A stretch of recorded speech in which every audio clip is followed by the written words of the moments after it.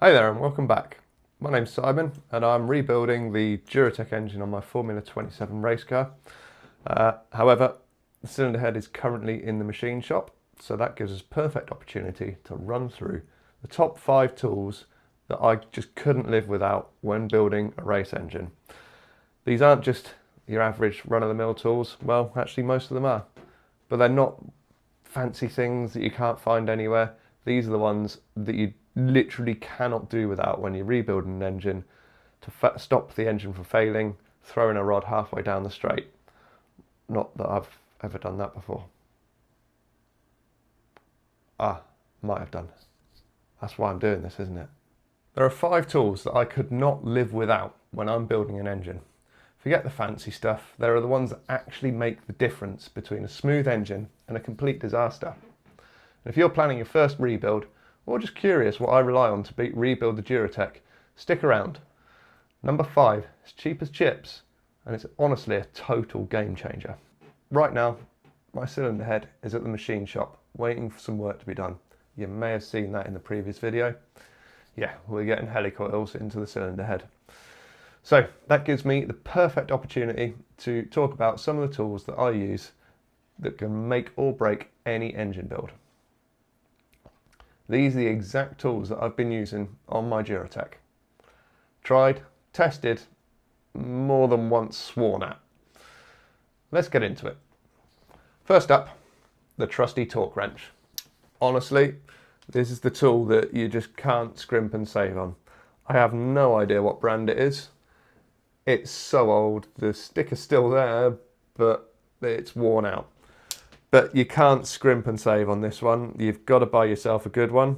And I'm guilty of this myself, but you should really undo it all the way back to 0 when you're storing it. I mean, that was pretty much at 0 because the last time I used it was 12 Newton meters, which is 2 below the, is it 12 Newton? No, sorry, 12 foot-pounds, which is 2 below, 2 above 0.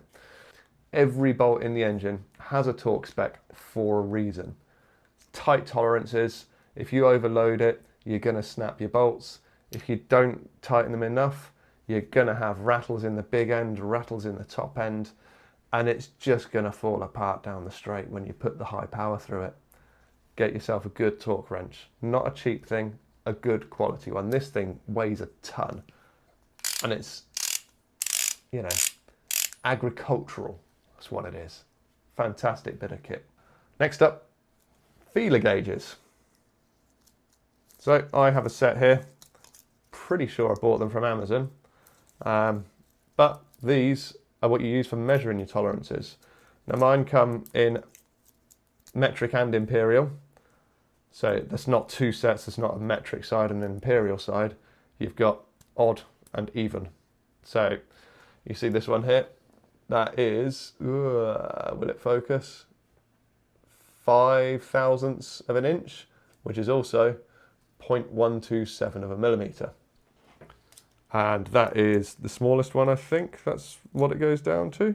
Yep, 5 thousandths all the way up to 30 thousandths of an inch. They're the sorts of tolerances that you are working on an engine. Everything has to be perfect and within tolerance, especially when building a race engine. So make sure you get yourself an accurate set of feeler gauges. Third on the list, valve spring compressor. There we go. This is a pretty much brand new one for me. I've still got the old one in the garage. Interestingly, the old one was slightly different shape to this. It came out here and didn't have this going in and out, which is great for an old pushrod engine where the valves sit on top of the head. But when you've got an overhead cam and you need to get in, this is what you need. You need to be able to get this in here onto your valves and this here onto the springs. This one comes with 2 different size tops. Let's try not to unscrew it because it's set fairly perfectly for my engine. So you got the smaller one and the larger one. Depends on your engine as to which one you use. I started with a large one, realised that was the wrong size. So I went to the smaller one here. And this is just for releasing your springs. So you pop that on the valve, this round the head, this on the valve spring, you push it down, and then you get a little magnet and release the split pin collets. Happy days. Release that, your valve pops off, and you can start disassembling. You're there, rock and roll. They're not expensive, they're not fancy. You can pick them up in Halfords. Yeah. So yeah, get yourself a valve spring compressor. Next up, magnetic dial indicator.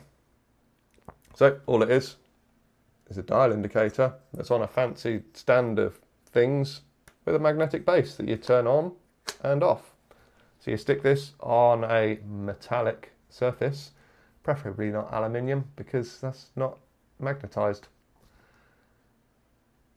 A ferrous metal, basically. So, yep, that'll stick on there. This is used for me for setting the timing of the engine. So I've actually got two of these, one for the exhaust, one for the intake. So as you turn the engine round, you can see how much lift you've got. You set it to a 0.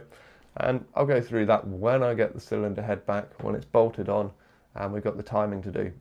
Actually looking forward to that because it's really sort of in the details. You get two of these all set up perfectly, minute little adjustments, and you should get a perfectly timed engine. But you can't perfectly time an engine without one of these. You might be able to, depends on your engine.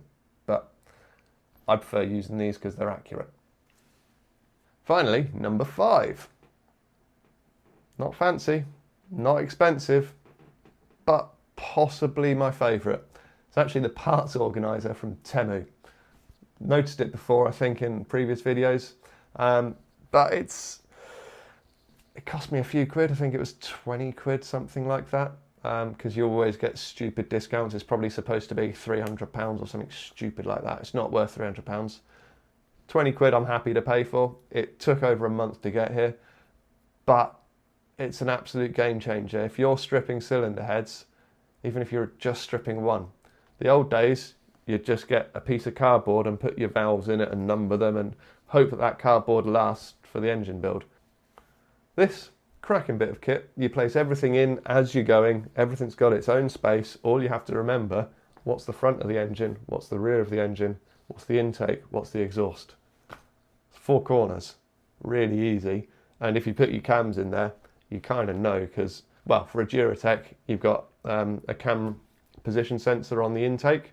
So you know that that's on the intake, and then you've got a cog at the front, or vernier pulley at the front. So that's at the front, that's the intake. That's all you need. You put your cams in place, and you know exactly the orientation of everything. I would say it's a must-have. It's got to be there. So if you've got your own must-have tools, let me know in the comments. I'm always looking for new bits of kit because I'm one of those people that just sees things and wants, I'll have that. So if you're following my Duratec build, the cylinder head should be back this week. Really hoping for that one. So the next video will be about rebuilding that, making sure that all the buckets are still the right size, which they should be. Get the engine back together, all torqued up to spec with the torque wrench previously mentioned, using the valve spring compressor to get the valves on there.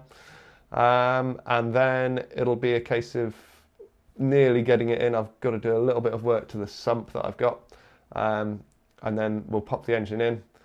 Hopefully first start, not next video, the video after, with a bit of luck. Fingers crossed. And yeah, we've got the run-in process for the new cams. So yeah, lots of fun videos to come. Look forward to seeing you. If you've enjoyed this, drop a like. I've got something stupid like 98% of the people that watch these videos aren't subscribers. So if you haven't subscribed and you enjoyed this, give me a little subscription as well. Have fun, it's free. See you in the next video. Peace out. Why did I say peace out? See you later.